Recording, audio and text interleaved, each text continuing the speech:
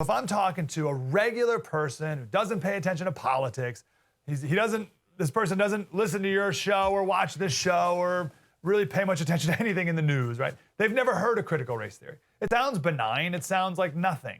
And of course, it's pitched as, love and tolerance and acceptance and all these things, right?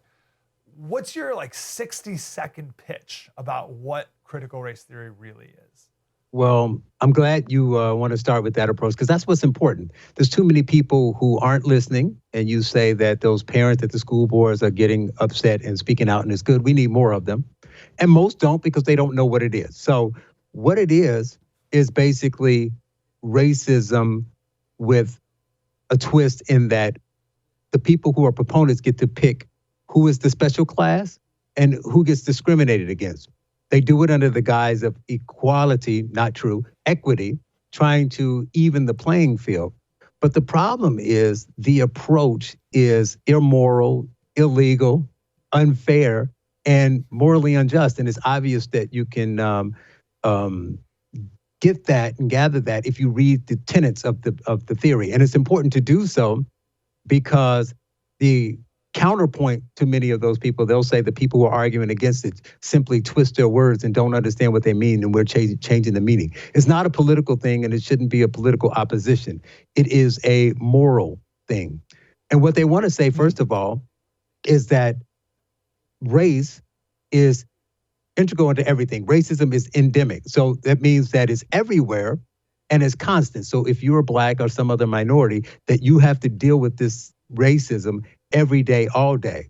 Now, that alone is untrue, because if you talk to the average person on the street, like you're talking about, if you talk to the average Black person, some of them believe this in theory and some don't. But if they're honest and you say, when was the last time something like this happened to you? Many people can't really mention a time. Or they do these weird things, like I got on the elevator one day and a woman came on after me and she said, 7th floor, please.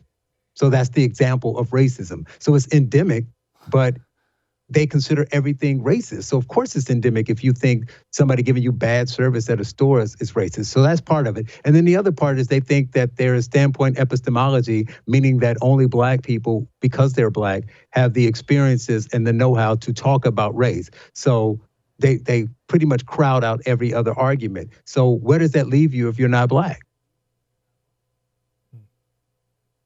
Yeah, you can't say anything. And if you deny, white person, deny I'm racist, that's proof of my racism. Yeah. And any reaction I have is my fragility, and that's their silencing technique. It's brilliant, actually. You got to give them credit. Right, because you can't argue against it. Yep. I want to go back in time a little bit here, but before we do that, can you give us a couple more examples of what this looks like?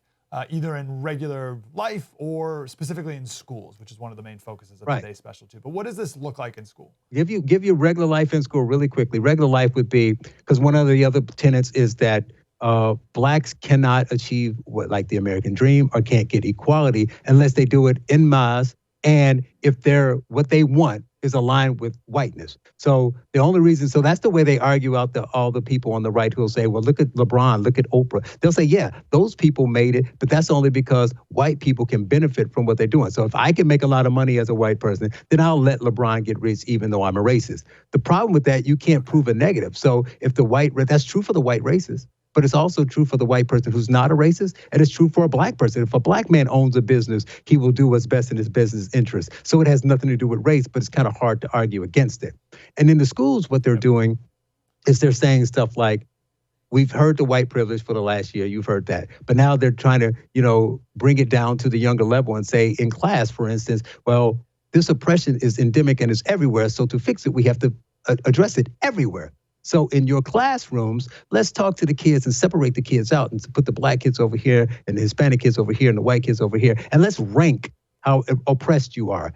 Now, at a 5, 6, 7, 8, 9-year-old, we don't think we're oppressed. So now we're bringing in the things that aren't even there earlier. Now, whether they may do that down the road doesn't matter. Now, today, that 7-year-old did not feel oppressed. But now you're telling them that they are. And you're telling the white student that you're an oppressor and your parents have oppressed his parents. So now you need to address your life differently.